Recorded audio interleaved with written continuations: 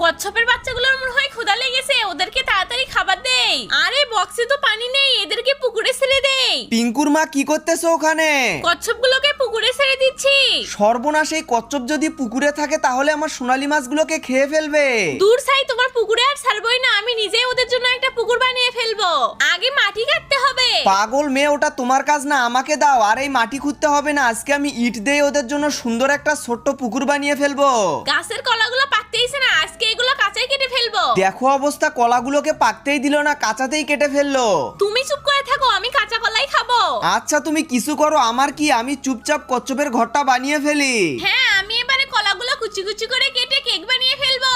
ডিম আর দুধ গুলে নিয়ে কলার উপরে দিয়ে দেই। তোমার ওই কাঁচা কলার পচাকে কে খাবে? হ্যাঁ, আগে আমাকে রান্নাটা করতে দাও। এ মা, তুমি তো চুলার উপরে না দিয়ে ভিতরে রান্না করতেছো। হ্যাঁ, এখন থেকে আমি এভাবেই রান্না করব। এই তো আমার কচ্ছপের পুকুর বানানো হয়ে গেছে, এখন এর উপরে একটা ছাদ বানিয়ে দেই। ভিতরে পানি দিয়ে কচ্ছপগুলোকে ছেড়ে দিলাম, তোরা এখন থেকে এখানেই থাকবি। এই যে দেখো পিঙ্কুর বাবা, আমার কেক বানানো হয়ে গেছে। কই দেখি তাহলে একটা টেস্ট করে।